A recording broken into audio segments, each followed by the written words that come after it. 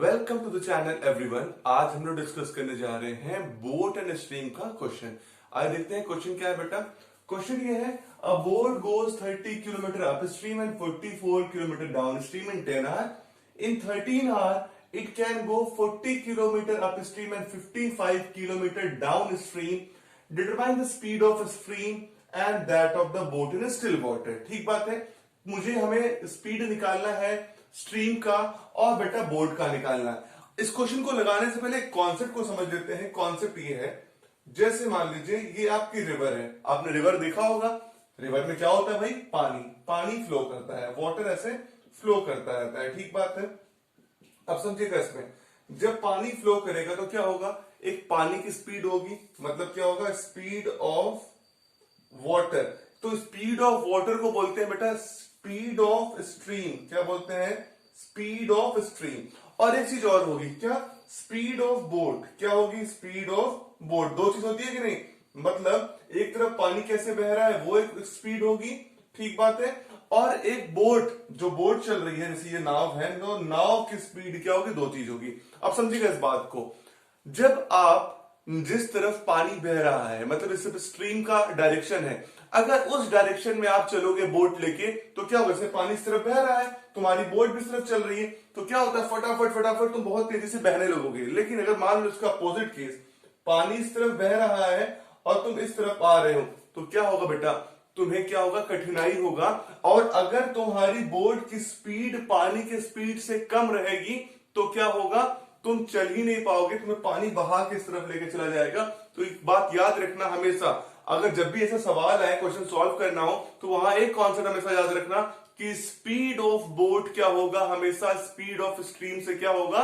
ज्यादा होगा। अगर स्पीड ऑफ बोट स्ट्रीम से कम हो गया तो आप क्या होगा? पॉसिबल ही नहीं है, आप चल ही नहीं पाओगे। ठीक बात। फिर एक कॉन्सेप्ट आता है अप स्ट्रीम और एक कॉन्सेप्ट आता है डाउन स्ट्रीम। अप स्ट्रीम होता है अगर पानी जिस तरफ चल रहा है तो अगर उसके अपोजिट चलोगे, जैसे ये पानी का बह रहा है, ये पानी इस तरफ है, तुम इस तरफ चलोगे तो ये अप स्ट्रीम हो गया। और डाउन स्ट्रीम का मतलब है जिस तरफ पानी बह रहा है, अगर उस तरफ तुम्हारी बोट भी चल रही है तो उसे हम लोग क्या बोलते हैं? डाउन स्ट्रीम बोलते हैं। आइए बात समझे इसको। इस पर क्या करना पड़ता है? आपको यहाँ सपोज करनी पड़ती है दो चीज, जो मैंने यहाँ बताया कि आप मान लीजिए हर क्वेश्चन में let the speed of boat be x kilometre per hour. Speed of boat कितना हो गया? x kilometre per hour. और एक बात ध्यान रखिएगा, हमेशा स्पीड ऑफ बोट क्या होगा? ज्यादा होगा as compare to the speed of stream. Speed of stream से स्पीड ऑफ बोट ज्यादा होगा, क्यों? मैंने बताया है। फिर let the speed of stream be कितना हो गया? Be y kilometre per hour. y kilometre per hour, ठीक बात है। स्पीड ऑफ स्ट्रीम हो गया y किलोमीटर पर आवर, मतलब पानी y के स्पीड से बह रहा है और बोट आपकी जो आ रही है, जा रही है, वो x किलोमीटर की रफ्तार चल रही है और x ज्यादा होगा y से। ये तो क्लियर कट हो गई बात। अब हम लोग को दो चीज निकालनी पड़ती है बेटा। जहां निकालनी होती है एक अप स्ट्रीम, देखो अप स्ट्रीम की स्पीड और एक डाउन स्ट्रीम की स्पीड। तो स्पीड ऑफ अप स्ट्रीम, अगर हम लोग पानी के अपोजिट में जा रहे हैं तो क्या होगा? Speed of up stream. अब मेरी बात समझो, मैंने तुमसे बोला कि अप स्ट्रीम वो कैसे? जिस तरफ पानी जा रहा है उसके अपोजिट बोट आएगा। मान लीजिए आपका पानी इस तरफ बह रहा है और आपका बोट इस तरफ आ रहा है, तो पानी का स्पीड क्या है? y है और बोट का स्पीड क्या है? x है। ठीक बात है। तो मैंने आप लोग से क्या कहा? अगर आपका बोट तभी मूव कर पाएगा अगर बोट की स्पीड ज्यादा होगी और ये पानी की स्पीड कम होगी। तो ये केस हमने माना है कि x की वैल्यू क्या है? ग्रेटर देन y है।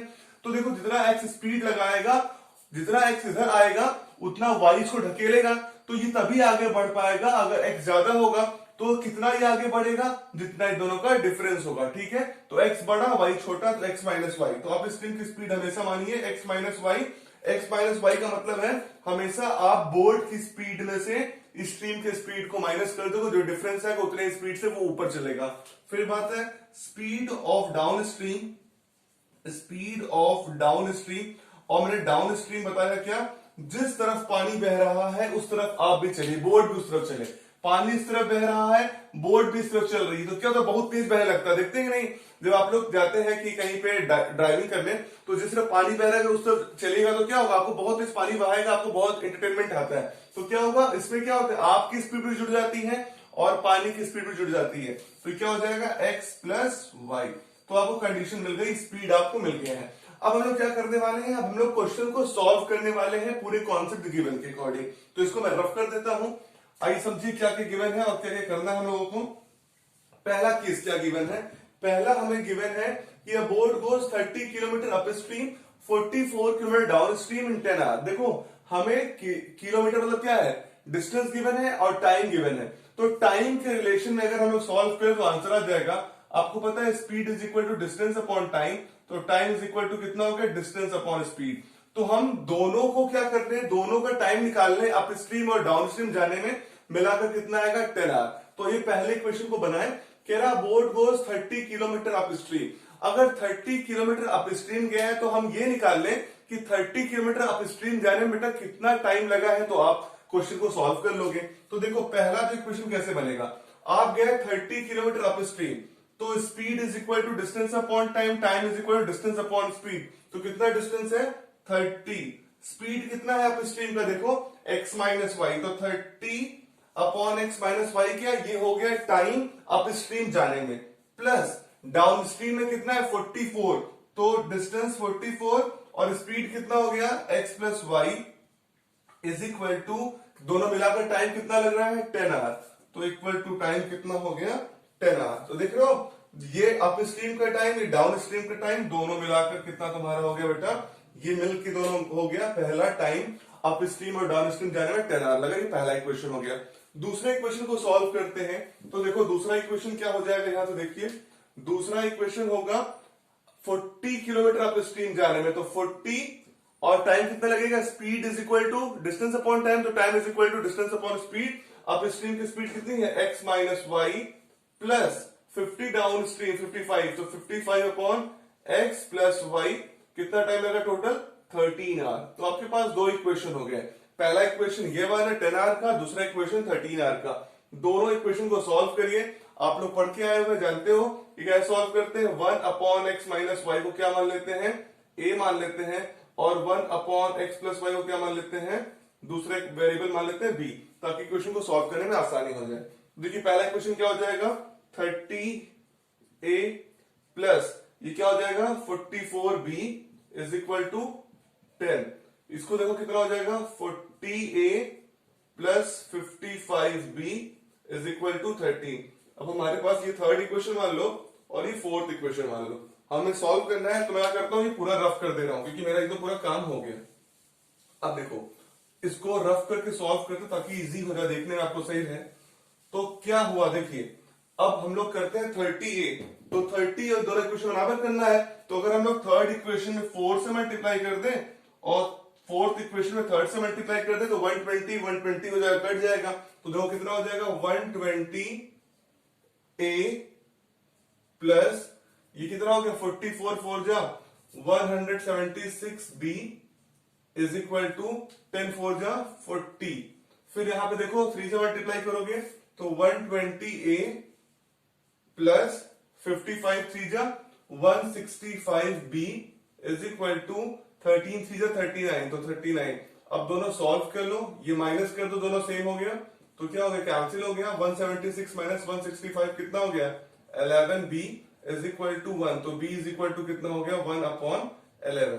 अगर b is equal to 1 upon 11 हो गया तो हमें क्या निकालना पड़ेगा, a निकालते हैं तो किसी में रख लेते हैं, इसमें रख दें या इसमें किसी में भी रख देते हैं। तो अगर थर्ड इक्वेशन रखेंगे तो 30a plus 44b equal to 10 रखो बेटा। 30a प्लस 44b का वैल्यू हो गया 1 अपॉन 11 इक्वल टू 10, तो ये काट दो 4 हो गया 30a, उस तरफ ले जाओ 4 इक्वल 10 में से 4 घटाओ कितना आ जाएगा 6, तो a इज इक्वल टू कितना हो गया 6/30 मतलब 1/5। तो a का वैल्यू 1/5 आ गया, b का वैल्यू 1/11 आ गया। हमें तो निकालना है x और y स्पीड, तो क्या करना पड़ेगा, जो हमने सपोज किया है उसको रख लेते हैं। तो सपोज क्या किया है, इसको सॉल्व करते हैं। हमने सपोज क्या किया था 1 अपॉन एक्स माइनस वाई को a, तो देखो 1 upon x minus y is equal to a का वैल्यू कितना निकाले हो 1 अपॉन 5, और दूसरा 1 अपॉन एक्स प्लस वाई की वैल्यू आपने माना था क्या b, तो b को क्या आया तुम्हारा आंसर 1 अपॉन 11। ये दोनों इक्वेशन को सॉल्व करते हैं हमारा आंसर आ जाएगा। आइए सॉल्व करते हैं फटाफट। देखिए इसका मतलब हो गया x minus y is equal to 5 और ये क्रॉस मल्टीप्लाई करो x plus y is equal to 11। दोनों इक्वेशन बन गए तो क्या कर दोनों को ऐड कर दे, y कैंसिल हो गया, 2x इज इक्वल टू 16 तो x इज इक्वल टू 8 रख दो दूसरे में, x plus y is equal to 11 है तो 8 plus y is equal to 11 तो y इज इक्वल टू कितना हो गया 3। तो x इज इक्वल टू 8 हो गया, y इज इक्वल टू 3 हो गया। मतलब अप स्ट्रीम का जो स्पीड है वो कितना है, देखिए अप स्ट्रीम का स्पीड कैसे निकालेंगे, x माइनस वाई तो 8 माइनस 3 5 और डाउन स्ट्रीम का 8 प्लस 3 11। तो क्वेश्चन ने पूछा था what is the speed of boat, तो स्पीड ऑफ बोट आपने माना था क्या x, तो स्पीड ऑफ बोट कितना हो गया 8 किलोमीटर पर आवर और स्पीड ऑफ स्ट्रीम कितना हो गया आपने माना था y मतलब 3 किलोमीटर पर आवर।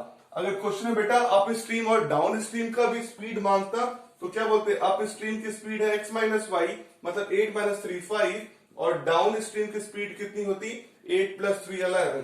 तो ये हो गया अप स्ट्रीम और ये हो गया डाउन स्ट्रीम। क्लियर बात है। तो ये कॉन्सेप्ट था किसका, बोट एंड स्ट्रीम के क्वेश्चंस का। अगर आपके कभी भी क्वेश्चन ऐसे आए तो इसी कॉन्सेप्ट यूज करेंगे, आप हर क्वेश्चन लगा जाएंगे। अगर रटेंगे तो आप नहीं लगा पाएंगे, तो यूज करिए कॉन्सेप्ट। अगर आपको ये वीडियो अच्छा लगा हो तो वीडियो को लाइक करिए, चैनल को सब्सक्राइब करिए और वीडियो को शेयर करिए। आपका बहुत बहुत धन्यवाद।